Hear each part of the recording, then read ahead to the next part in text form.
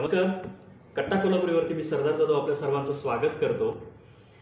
दसरा झालाय, आता दिवाळी येते आणि आपल्याकडे एक पद्धत आहे, मुलं हाऊस म्हणून किल्ले बनवतात सर. आणि किल्ले बनवताना खूप त्याचा एन्जॉय करतात. महाराष्ट्राची किल्ल्यांची एक वेगळी ओळख आहे, आपल्या सर्वांना माहीत आहे. आणि प्रत्येक किल्ल्यापाठीमागे शौर्यगाथा आहे, फार मोठा इतिहास असतो. याचं कुठेतरी पुन्हा रिव्हिजन व्हावं आणि याच्या पाठीमागे रोमांचकारी इतिहास आपल्याला पुन्हा एकदा ऐकायला मिळावा.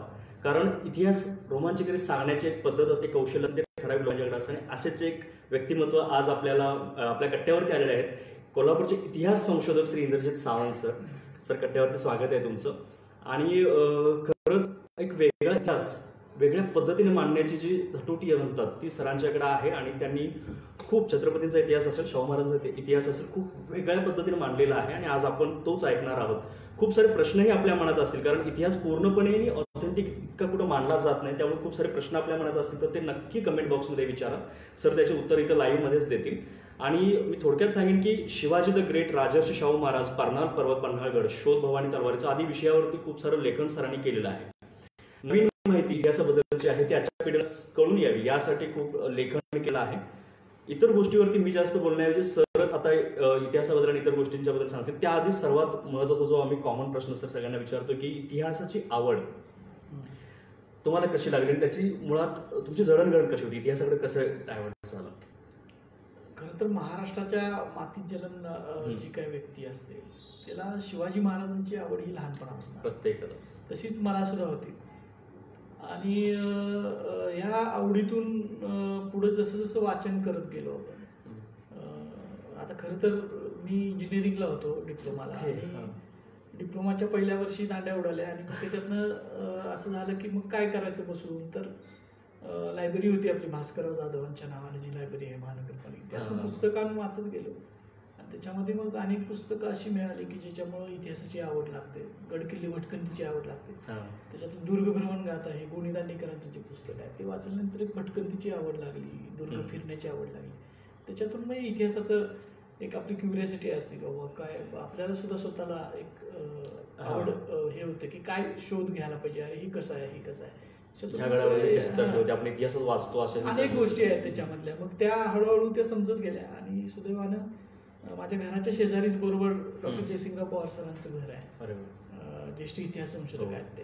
त्यांच्या संपर्कात आल्यामुळं आणि सगळं आमचं मंडळच तसं जमलं की जे इतिहास प्रेमी आणि इंजिनिअरिंग थांबलं. आणि मग मी MA BA केलं, मग MA इतिहासमध्ये केलं. आणि या इतिहास या विषयाकडे मी त्याचा मग अभ्यास आणि इतिहासाचं इतकी मोठी मांडणी. मला आपण वेगळे प्रश्न आहेत, वेगळ्या अँगलने विचारणार आहोत. परंतु तुम्ही फेसबुक ज्यावेळी तुमचं चेक करत होतो त्यावेळी त्याच्यामध्ये मला गोष्ट आढळली की शिवाजी महाराजांचं शिवलिंग आणि त्याचं बाण. हा परवा मी एक पोस्ट वाचली. मी ती फेसबुकला पोस्ट केलेली होती. शिवाजी महाराज हे शिवभक्त होते, आपल्या सगळ्यांना माहित आहे. तसंच शिवाजी महाराजांच्या वापरातलं एक चंद्रशेखर नावाचा एक बाण होता. बाण म्हणजे शिवलिंग, ज्याला बाण म्हणतात आपल्याकडे. आणि तो बाण जो आहे पूजेसाठी तो नित्यपूजेतला होता. ओके. आणि त्याचे डॉक्युमेंटेड पुरावे आहेत की तो शिवाजी महाराजांच्या नित्यपूजेत तो बाण होता. याचा तो बाण शिवाजी महाराजांच्याकडे होता. आणि त्याच्यानंतर तो राजाराम महाराजांच्या समाधीमध्ये गेला. म्हणजे राजाराम महाराजांची समाधी ही ह्याच्यामध्ये आहे, आपल्या सिंहगड किल्ल्यावर आहे. त्यांचं ज्या वेळेला निधन झालं ते शिवाजी महाराजांच्याकडनं तो राजाराम महाराजांच्याकडे आला. आणि राजाराम महाराजांच्या समाधीमध्ये तो बाण ठेवलेला होता. त्याला त्याचं नाव आहे चंद्रशेखर. त्या ह्याला चंद्रशेखर बाण म्हणतात त्याला. त्याचे काहीतरी 2 बाणांचा असं उल्लेख आहे. 2 ऍक्च्युली शिवाजी महाराजांच्या वापरातले 3 शिवलिंग आहेत. ओके. त्यातले एक जे आहे ते एका कॅटलॉगमध्ये आहे, जे जुन्या कॅटलॉग आहे त्याच्यामध्ये आहे, लहानसं आहे ते. आणि हे जे आहे हे मोठं शिवलिंग आहे, चांगलं. मी स्वतः बघितलंय ते. आणि ह्याला चंद्रशेखर बाण म्हणतात. आणि त्याला एक असं चंद्रकोरीच्या आकाराचा असा पांढरा पट्टा आहे. अजून त्याच्यामुळे त्याला कदाचित चंद्रशेखर बाण म्हणत असेल. आणि एक प्रकारचं ते फॉसिल असते तशा पद्धतीचं आहे ते. तिकडनं नेपाळकडनं बाहेरनं कुठनं तर आलं आहे. त्याच्यामुळे मग ते शिवाजी महाराज वापरत होते. तो राजाराम महाराजांच्या ह्याच्यात होता, समाधीमध्ये. तिथून एकदा माधवराव पेशवे जे आहे त्यांना असं वाटलं की तो आपल्याकडे असावा, म्हणून ते तिथून काढून तिने शनिवार वाड्यात सुद्धा काही काळ नेला होता. पण तो त्यांना काय ते जमलं नाही, त्याची पूजा वगैरे काय तर झालं असेल आणि परत तरी तो नको म्हणून परत सिंहगडाच्या त्या समाधीमध्ये ठेवला. आणि 70च्या दशकामध्ये 1970च्या दशकामध्ये तो काढून तिथून सातारा छत्रपतींच्याकडे सुमित्राराजे जे होत्या राजमाता त्यांच्याकडे तो आला आणि आज सुद्धा त्यांच्याकडेच तो शिवलिंग ते आहे शिवाजी महाराजांचं. खरंच आपल्यासाठी फार मोठी अभिमानाची गोष्ट आहे. म्हणजे जसं आपल्याला सगळ्यांना भवानी तलवारीचं जे एक आपुलकी आहे किंवा त्याच्याबद्दलचा ओढा आहे त्याबद्दलची ही एक गोष्ट सहसा कोणाला एवढी माहीत नसेल की हे शिवलिंग किंवा तो बाण.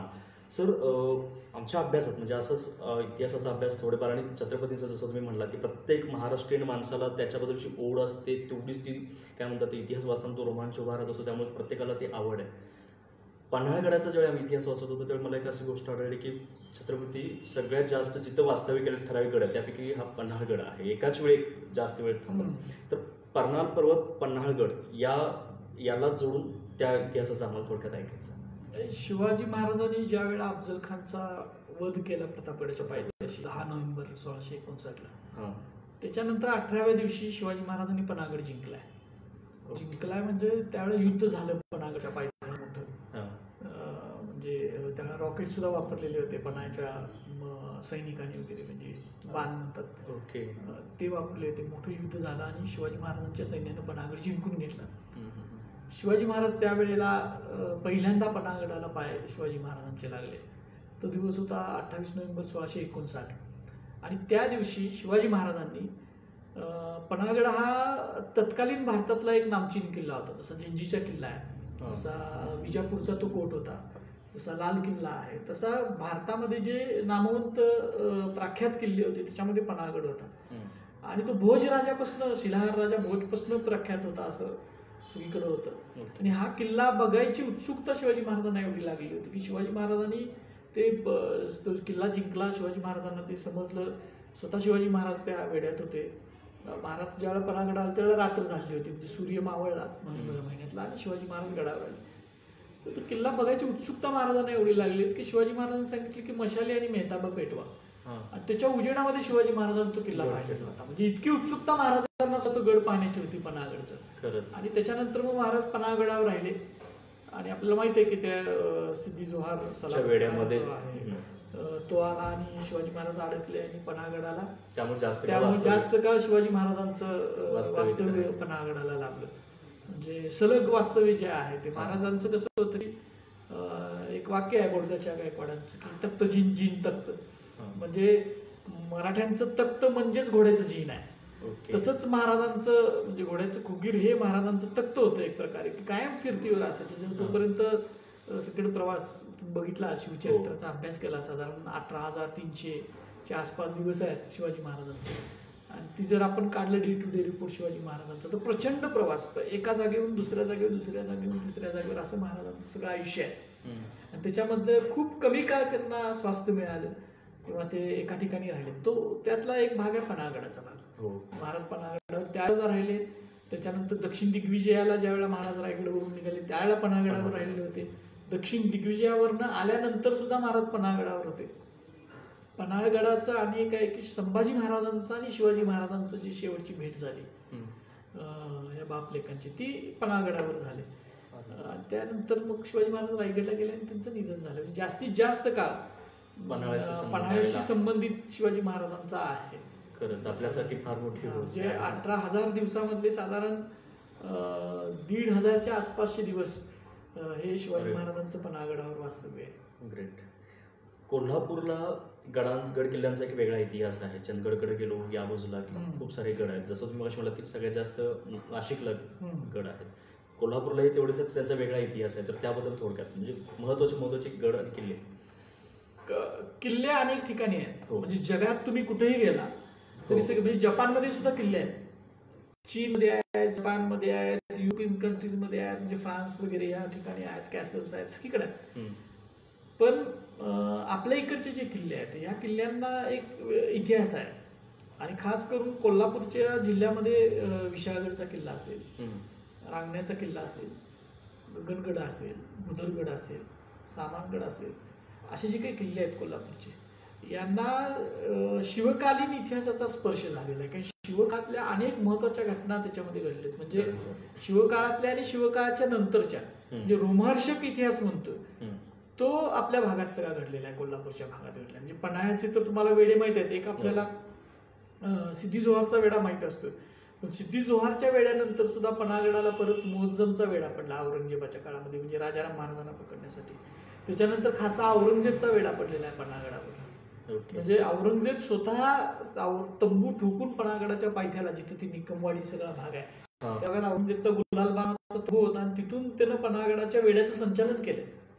नंतर विशाळगडला सुद्धा तसंच आहे. विशाळगडचा होता असाच इतिहास आहे की औरंगजेबला स्वतः विशाळगड घ्यायला यायला लागलं होतं आणि विशाळगडाला वेढा ताराबाई, महाराणी ताराबाईंच्या काळातली ही कथा आहे की औरंगजेब आला, वेढा घालून बसला. मराठ्यांनी पावसाळ्याच्या तोंडावर म्हणजे जून महिन्याच्या 5 तारखेला मराठ्यांनी विशाळगड औरंगजेबाच्या ताब्यात दिला. ते सुद्धा त्यावेळीचे 2 लक्ष रुपये घेऊन. ते पैसे काय त्या किल्लेदारला मिळत नव्हते किंवा गडावर जो अधिकारी आहे त्याला मिळत नव्हते, ते स्वराज्याच्या खजिन्यात यायचे. ती मराठ्यांची रणनीती होती की किल्ला होता होईल तेवढा लढवायचा. किल्ल्यावरची सामुग्री संपत आली आणि पावसाळ्याच्या तोंडावर किल्ला मुघलांच्याकडे द्यायचा, कारण एकतर आणि त्यानंतर परत मराठी माळा लावून किल्ला जिंकून घ्यायची लगेच. तसा विशाळगड त्याने दिला आणि विशाळगड पासून ते पन्हाळ्याच्या पायथ्यापर्यंत म्हणजे 6 जूनला तो किल्ल्यावर गेला. त्यानं नाव त्या किल्ल्याचं बदललं विशाळगडचं. जसं शिवाजी महाराजांनी खेळण्याचं विशाळगड केलं होतं तसं औरंगजेबानं विशाळगडचं नाव बदलून सक्करलाना गड ठेवलं. म्हणजे दैवी विजय त्याचं, म्हणजे दैवानच मिळवून दिला विजय. असं खरं तर लाच घेऊन तो किल्ला विकत त्यानं घेतला होता एक प्रकारे. तिथं तो गेला, किल्ल्यावर गेला, तिथं लगेच तो मलिकरायांच्या दर्ग्यावर तिथं तो नमाज वगैरे पडला. तिथून तो खाली आला, लगेच त्यानं रिट्रीट सुरू केली विशाळगडवर. कारण मुसळधार जो पाऊस आहे सह्याद्रीच्या पट्ट्यातला सगळ्यात जास्त, म्हणजे सेनापती सह्याद्री हा मराठ्यांना एवढाच धोकादायक होता. आणि त्या सेनापती सह्याद्रीनं आणि पावसानं, जसं नेपोलियनचा जनरल विंटरनं पराभव केला असं म्हटलं जातं, तसं आपलं जनरल सह्याद्रीनं औरंगजेबाचा सर्वात मोठा पराभव सह्याद्रीतला म्हणजे मराठ्यांच्या बरोबरचा तो विशाळगडाच्या सगळ्या या भूमीत झाला. म्हणजे विशाळगडावरून पन्हाळगडला 29 दिवस लावले औरंगजेबाने. औरंगजेबाची जी एवढा मुसळधार पाऊस, सगळे ओढे नाले सगळे भरलेले होते आणि ते पार सुद्धा करता येत नव्हते. त्यावेळीचे त्याच्या औरंगजेबाच्या लष्करात असणारे जे काही इतिहासकार आहेत त्या इतिहासकारांनी जे वर्णन त्यांचं करून ठेवलं त्याच्यामध्ये असं म्हटलंय की हत्ती हे गाढव जसा चिखलात रुततोय तसं इथल्या चिखलामध्ये हत्ती रुतलेले होते. भयानक हाल औरंगजेबात झालं. स्वतः औरंगजेबाचा लवाजा मात्र मोठा असणार, प्रचंड मोठा. तो त्यावेळेला तत्कालीन जगातला हा सगळ्यात शक्तिशाली सम्राट होता. म्हणजे 22 सुब्यांचं राज्य होते, 22 सुब्यांचं राज्य. त्याचा तंबूच म्हणजे एक प्रकारे मोठ्याच्या मोठं ते बंगला असायचा, त्याचा लाकडाचा तो तंबू असायचा प्रचंड सगळं. ते तंबू, ते गुलालबार लावायला जागा मिळाली नाही औरंगजेबाला. फाटक्या तंबूत राहायला लागलं, गळक्यात तंबूत राहायला लागलं. आणि एका बाजूनं मराठी त्रास द्यायचे आणि दुसऱ्या बाजूनं सह्याद्री आणि सह्याद्रीचा पाऊस, ह्याच्यामध्ये जो औरंगजेब अडकला. त्याच्यानंतर मग बंधाऱ्याच्या किल्ल्याच्या नादाला कधी औरंगजेब लागला नाही. परत त्यानं कोल्हापूरचा नाद केला नाही. म्हणजे त्यानंतर औरंगजेबानं रांगण्याचा किल्ला घ्यायचा प्रयत्न केला नाही, गगनगड घ्यायचा प्रयत्न केला नाही. ही बंधाऱ्याचे किल्ले जे आहेत सह्याद्रीपासून सुटावलेले, सह्याद्रीच्या मेन कोअर मध्ये. प्रतापगडला तो कधी गेला नाही.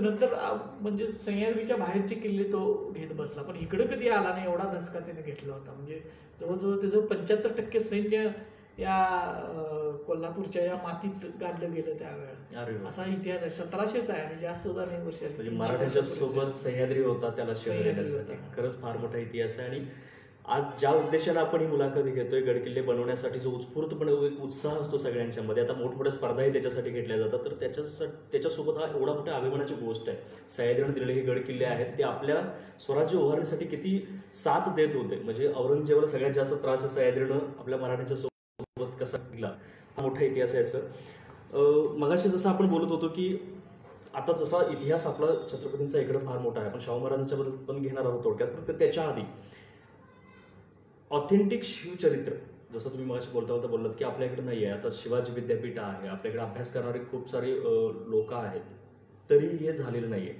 आणि इतका मोठा इतिहास आणि इतका प्रगल्भ, ज्यातनं खरंच आपल्याला एक इन्स्पिरेशन मिळतं, प्रत्येकाला इन्स्पिरेशन मिळतं, तर याच्यावरती व्हायला पाहिजे. तर तसं काय आहे की आपल्याकडे इतिहासाकडे नुसतं इतिहास खरं तर इतिहास हा राष्ट्राचा प्रबोधक आहे. इतिहास राष्ट्राचे समाजाचे प्रबोधक म्हणलं जातं. हो. म्हणजे समाजाचा आणि राष्ट्राचा प्रबोधन जर कोण करत असेल तर वाट कोण दाखवत असेल तर तो इतिहास आणि कोणीतरी म्हटलेलंच आहे की जे इतिहास विसरतात इतिहास घडवू शकत नाही.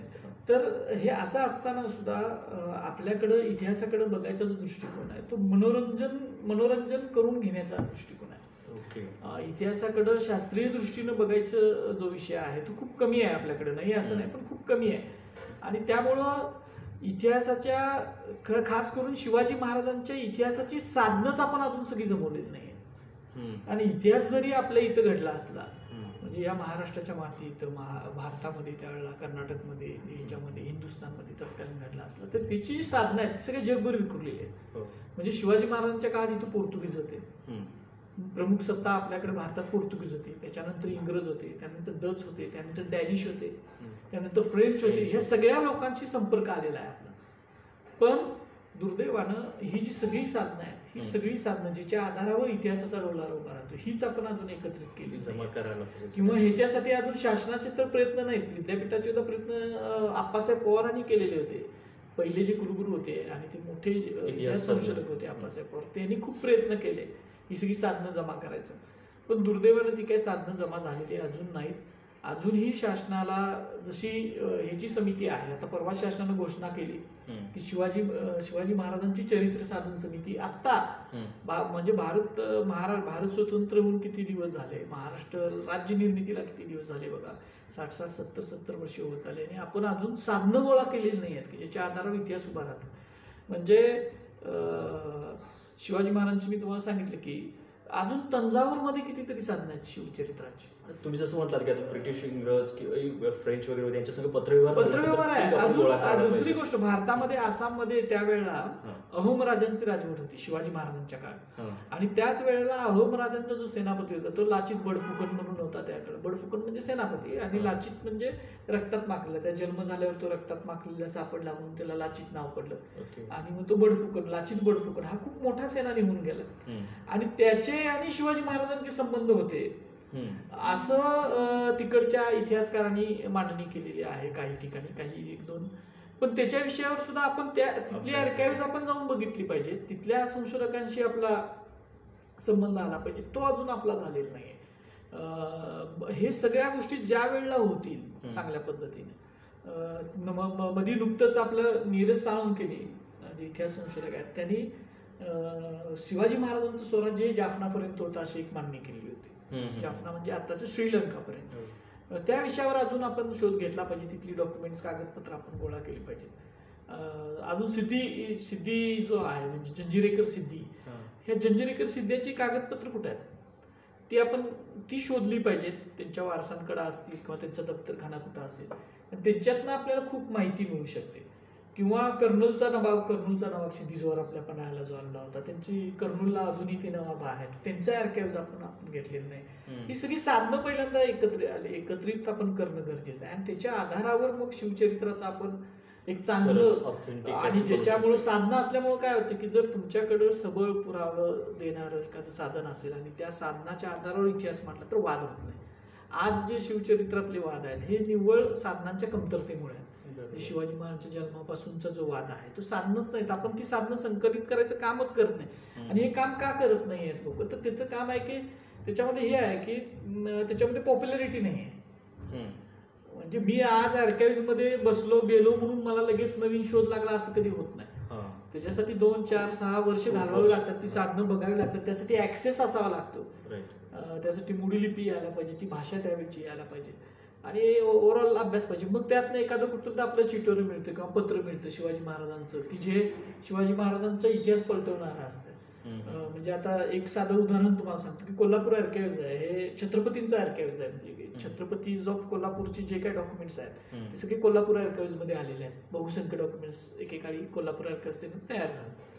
आम्ही ज्या वेळेला त्या कोल्हापूर आर्काइव्ह मध्ये अभ्यास करत बसलो तर त्यावेळेला साधारण कोल्हापूर आर्काइव्ह मध्ये आम्हाला 6 ते 7 पत्र ही शिवाजी महाराजांची नवीन मिळाली, जीव प्रकाशित होते. म्हणजे त्याच्यामध्ये आणि ती इतिहास बदलवणारी पत्र आहे. म्हणजे त्याच्यामध्ये तुम्हाला सांगतो एक पत्र जे मिळालं ते जयकृष्ण आणि रामकृष्ण चौबे मथुरेचे होते. त्यांना शिवाजी महाराजांनी वर्षासन दिले राज्याभिषेकानंतर आणि त्याचे पत्र आहे. पण त्या पत्राचं महत्व एवढं आहे की ते पत्र, त्या पत्रामध्ये असं नोंद आहे त्या पत्रामध्ये की शिवाजी महाराज आग्र्याहून सुटल्यानंतर 1 ऑक्टोबरपर्यंत, आग्र्याला सुटले ऑगस्ट महिन्यात, 17-18 ऑगस्टला महाराज आग्र्याच्या औरंगजेबाची जी कैद होती त्यातून निसटले आणि 1 ऑक्टोबरला त्यांनी ते पत्र दिलेलं आहे. वर्षासन त्यावेळेला तिथे दिलं होतं.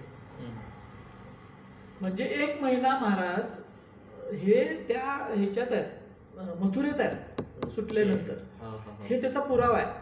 पण आपण काय म्हणतो, आज खूप चांगले संशोधक असं म्हणतात की 22 दिवसात शिवाजी महाराज दिल्लीवरून इकडे आले असं अनेक लोक मानतात.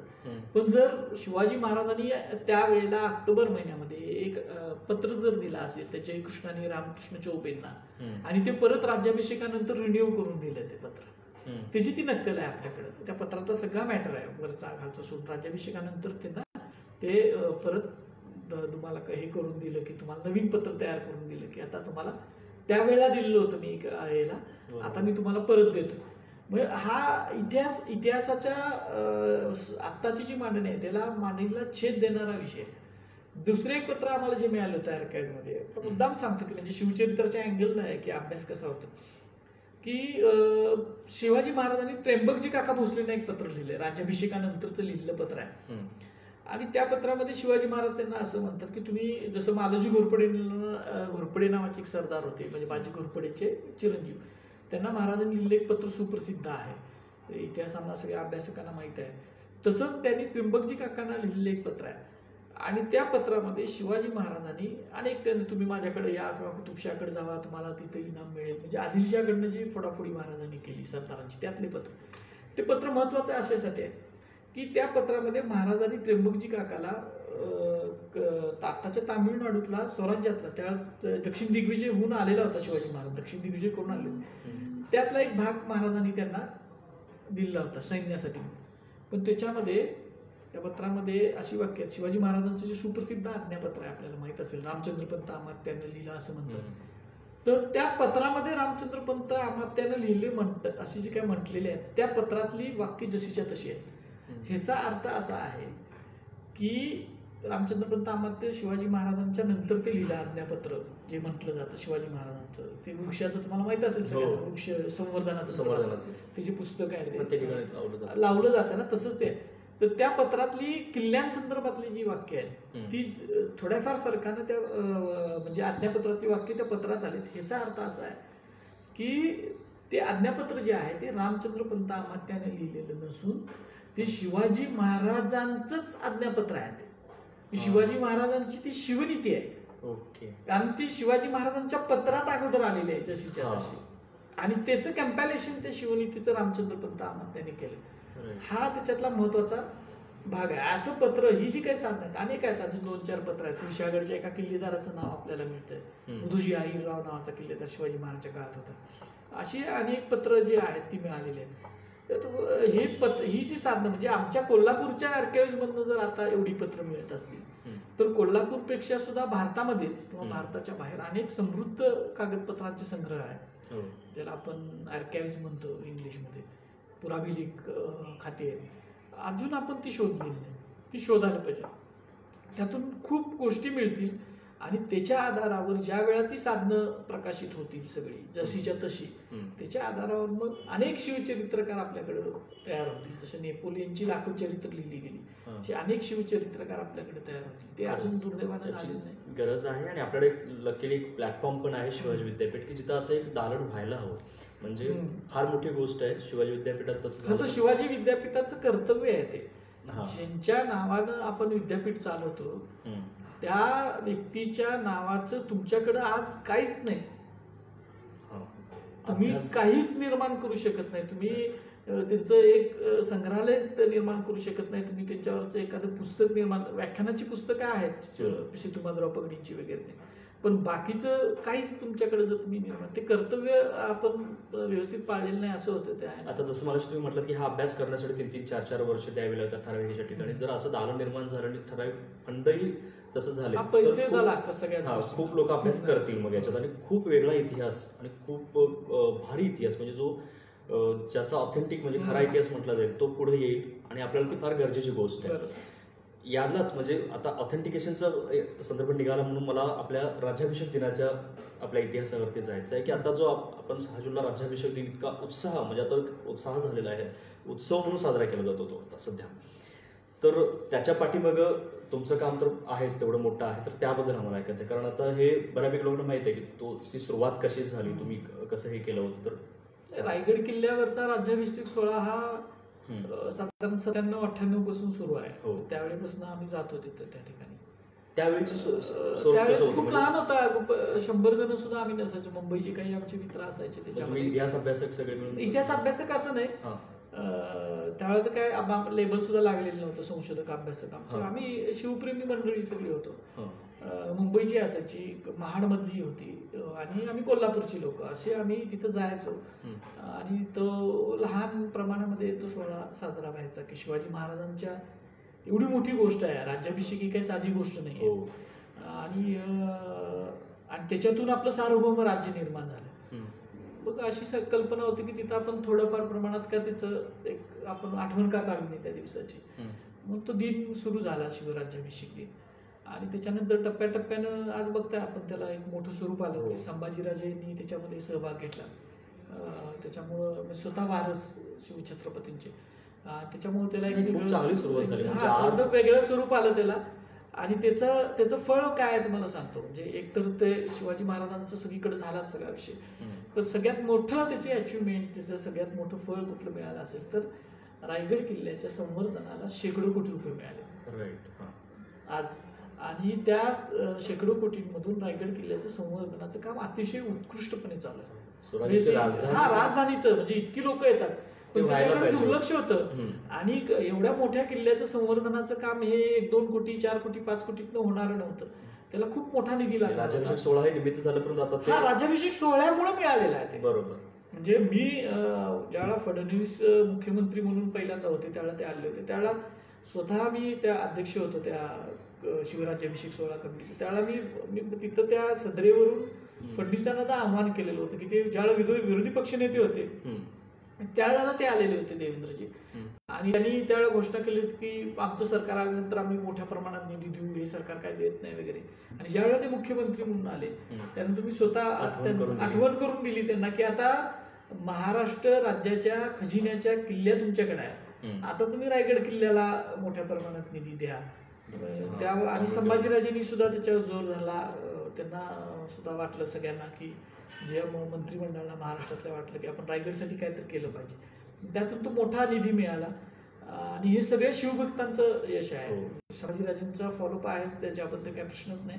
पण सगळे जे शिवभक्त तिथं पदरच्या पैशानं कुठली अपेक्षा न ठेवता सातत्यानं जे गेले 15, 16, 17, 20 वर्ष येतात सगळे तिथीला येणारे सुद्धा आहेत, तारखेला येणारे सुद्धा आहेत. या सगळ्या शिवभक्तांनी जो जोर लावला त्याचं फळ म्हणून हा मोठा निधी मिळाला. आणि आज आणि थोड्या वर्षांना आपल्याला दिसेल की आता नाना दरवाजाचं तिथल्या जो एक दरवाजा आहे त्याचं रिबिल्डचं काम चाललंय.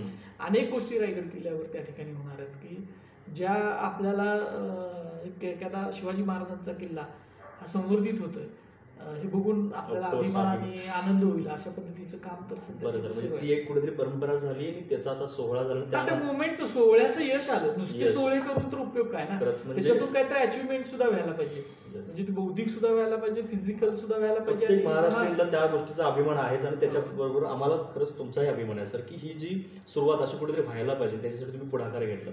खरंच अशाच वेगवेगळ्या गोष्टींमध्ये तुमचा असा अभ्यास, इतका गाढा अभ्यास आहे. मगाशी तुम्ही जे काही गोष्टी सांगत होता वेळेअभावी मला वाटत होते की आता ठीक आहे येथून आपण दुसऱ्या प्रश्नाकडे जावं, परंतु त्याच्यातून वेगळे मुद्दे ऐकायला मिळतात, त्यामुळे थांबू वाटत एवढा अभ्यास आहे. तर याच्यातून अजून वेगळे काही गोष्टी निघतील आणि खरंच शिवचरित्रांचे ऑथेंटिकेशन तुम्ही म्हणताय याच्यामध्ये पुढाकार कोणीतरी विद्यापीठ घेईल आणि याच्यात फार काहीतरी होईल.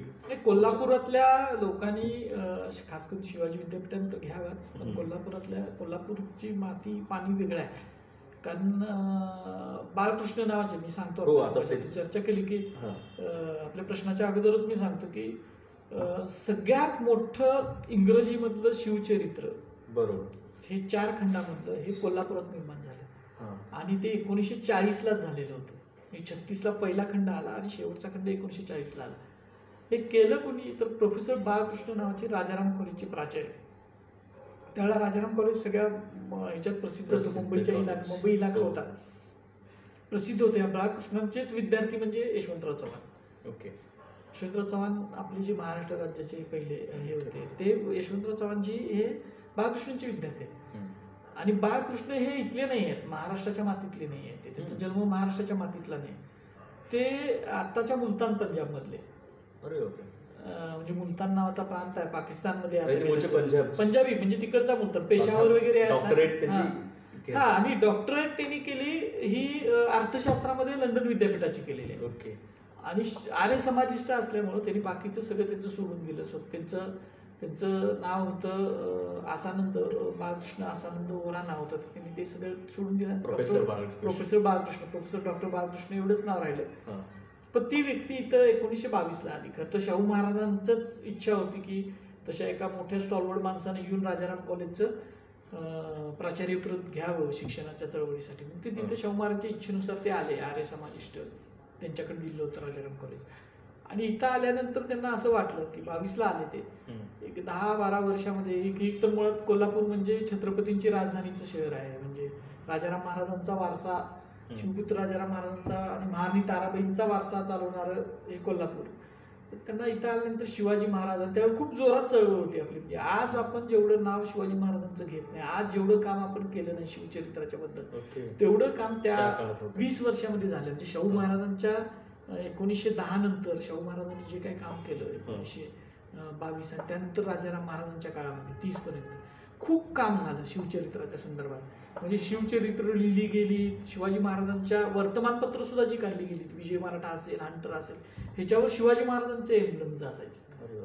आणि अनेक पुतळे त्यावेळेला बघा आपल्याकडे. आता जसं आम्हाला वाटतं की आता छत्रपतींना एवढं नाही, त्यावेळेला खूप काम झालं. शिवाजी महाराजांचा भारतातला सगळ्यात मोठा पुतळा जो आहे पुण्यामध्ये शिवस्मारक म्हणजे SSPMS कॉलेजमध्ये उभा केला आहे, ते पहिला मोठा पुतळा शिवाजी महाराजांचा करमरकरांच्या हस्ते. तो शाहू महाराजांनी पायाभरणी करून घेतली होती, ब्रिटिश सम्राटाच्या हस्ते, युवराजाच्या हस्ते.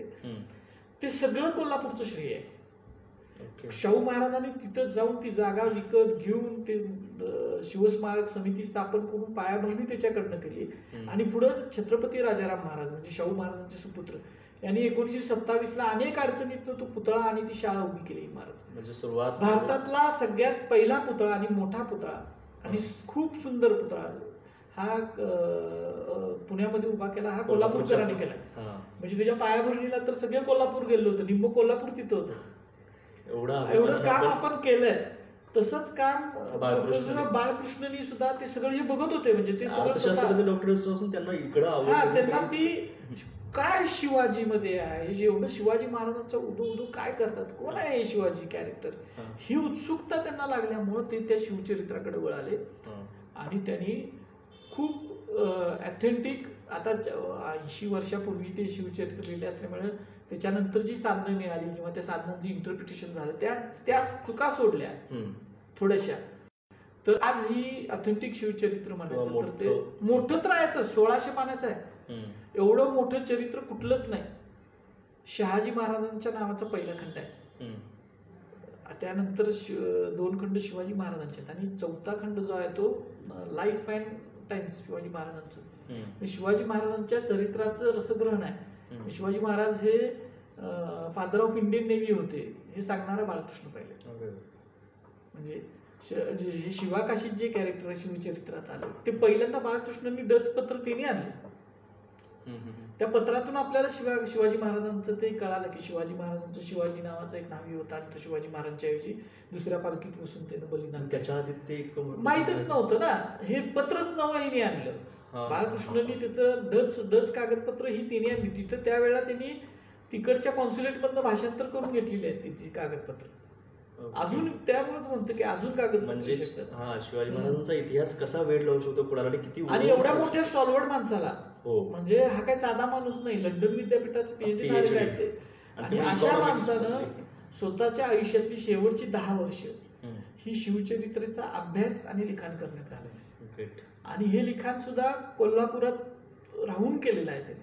म्हणजे आता तुम्ही गगनबावड्याला जर जात असाल तर गगनबावड्याला कृष्णकुंज नावाचं त्यांचं निवासस्थान होतं, जिथं आता जिल्हा परिषदेचं रेस्ट हाऊस आहे. अजून ते जसंच्या तसं आहे. त्या कृष्णकुंज नावाच्या रेस्ट हाऊस मध्ये तिथं त्यांचा बंगला, तो बाळकृष्णांचा बंगला आहे तो.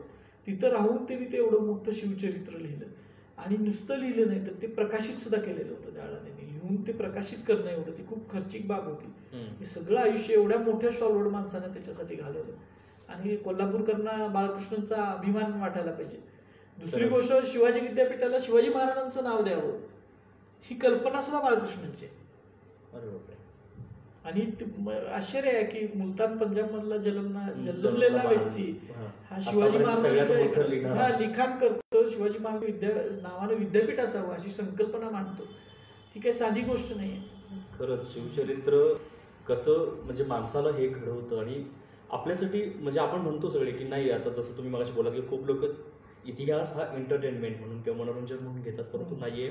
जसं मगाशी मी बोललो होतो एक वाक्य घेतलं की इतिहास विसरणार लोक इतिहास घडवू शकत नाही. तसा इतिहास फार गरजेचा असतो आणि तो पण ऑथेंटिक आणि असा जो अभ्यासपूर्ण मांडला गेला आणि त्याची खरंच गरज आहे. आणि प्रत्येकानं तो त्या लेवलला अभ्यास केला पाहिजे, त्याचा वाचलं पाहिजे. म्हणजे त्याच्यातून मला काही मिळणार नाहीये किंवा हे माझ्या क्षेत्रच नाही आहे असं नाहीये. तो प्रत्येकाशी रिलेटेड इतिहास असतो ना. मी साधं एकच उदाहरण देतो की रॉकेट इंजिनियर्स आपले जे रॉकेटचे जे मगाशी मी बोलतो बोला पन्हाळ्यावरती ते अग्निबाण सुद्धा पन्हाळ्याला काय शिवाजी महाराजांच्या त्यावेळी रॉकेट्स वापरली.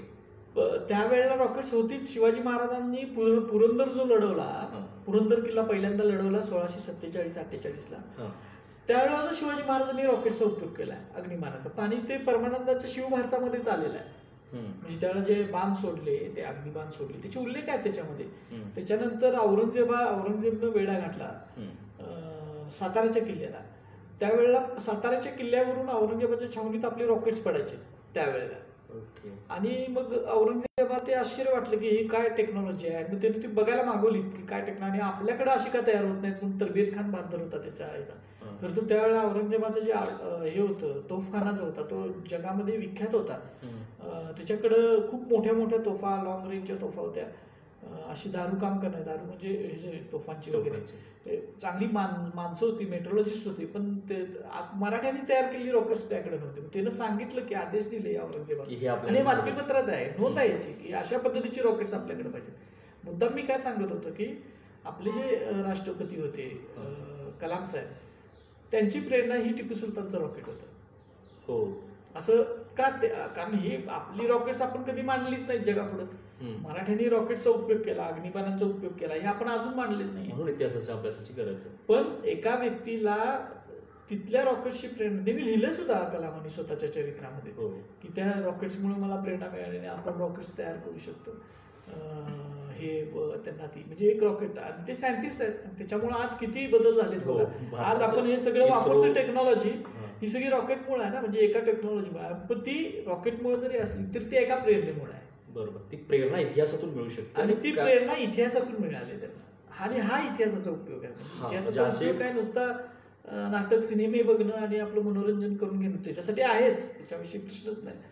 पण इतिहासाचा उपयोग हा असा आहे की ह्याच्यातून आपण खूप वेगवेगळ्या प्रेरणा घेऊ शकतो. म्हणजे आणि खास करण्यासाठी इन्स्पिरेशन सुद्धा मिळू शकते आणि प्रेरणा जसं तुम्ही सांगितलं त्याही म्हणजे फार मोठी गोष्ट आहे. इतिहास अभ्यास हे जसं सरांसाठी प्रेरणा, इन्स्पिरेशन अशा खूप साऱ्या गोष्टींसाठी उपयोगाचं आहे. आणि त्याच्यासाठी त्या लेवलचा ऑथेंटिक इतिहास वाचणं ही तेवढंच गरजेचं आहे. जसं आता सर म्हटलं की टिपू सुलतानांच्या त्या रॉकेटची प्रेरणा घेऊन अब्दुल कलामने इतकं मोठं रिसर्च त्याच्यावरती तो एक उत्साह, इन्स्पिरेशन त्याच्यात आलं. परंतु आपण मराठ्यांच्या मध्ये आपण मांडलीच नाही तर त्याचा अभ्यासच आपण करत नाही. आणि त्याच्यासाठी फार गरजेची गोष्ट आहे सर.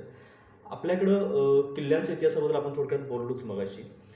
शाहू महाराजांच्या काळाबद्दल म्हणजे आता म्हणजे इतिहास आपण कोल्हापूरचा इतिहास राजर्षी शाहू महाराजांच्या बद्दलचा आपल्याला तो सोडून आपण घेताच येत नाही. पण आता चर्चेच्या शेवटी मला त्या इतिहासाबद्दल थोडक्यात ऐकायचं.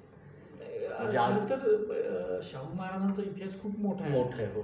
आणि 100 वर्षापूर्वीच घडला असल्यामुळं म्हणजे तुम्ही जे पुस्तक पहिलं पुस्तक जे फोटोग्राफी जे केली तो तर आहेच. पण शाहू महाराजांच्या हा असा राज्य आहे, असा संस्थानिक आहे, लहानसं राज्य, 9 लाख जास्तीत जास्त लोकसंख्या राज्याची आपल्या, 14 लाखाचा रेव्हेन्यू, वर्षाचा 14 लाख त्यावेळेचा.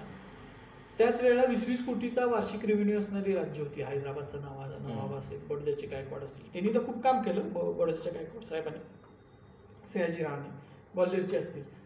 पण एवढ्याशा पश्चिम भारतातल्या एका लहानशा संस्थांचा राजा जिनं जीवनातली अशी कुठलंही क्षेत्र सोडलं नाही आजच्या जीवनातलं सुद्धा, की ज्याच्यामध्ये आमूलाग्र बदल होणारं काम केलं नाही. म्हणजे तुम्ही संगीत, नाटक, चित्रपट, स्पोर्ट्स, शिकार सुद्धा वेगळ्या पद्धतीने त्यांनी केली, शेती त्यांनी केलेल्या आहे, सामाजिक उद्योगधंदे केलेले आहेत आणि सोशल जे रिफॉर्म्स केले त्यांनी, सामाजिक समतेचा जो संदेश दिला तो तर भारतात कुठल्याही तशा संस्थानिकाला तो द्यायला जमला नाही. त्यामुळे खूप मोठं काम शाहू महाराजांचं आहे. तसंच शिवचरित्राबद्दल सुद्धा शाहू महाराजांचं खूप मोठं काम आहे. म्हणजे माझं तर म्हणणं आहे की आजपर्यंतचा सगळ्यात मोठा शिवाजी महाराजांचा भक्त किंवा शिवाजी महाराजांचा प्रेमी, शिवाजी महाराजांचा अभ्यासक कोण होऊन गेला असेल तर ते शाहू महाराज आहेत.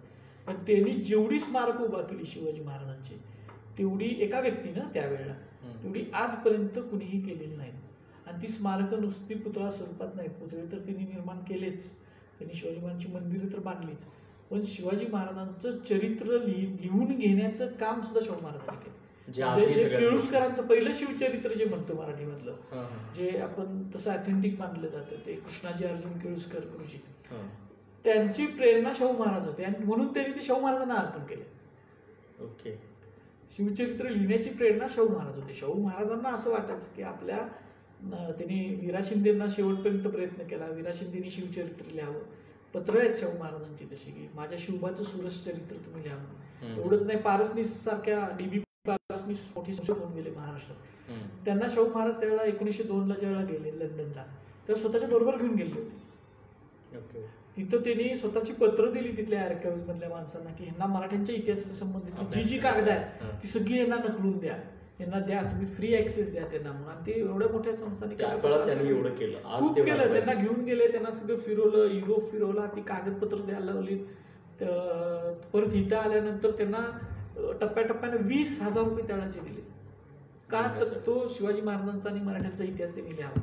दुर्दैवाने त्यांच्याकडे ते काम झालं नाही.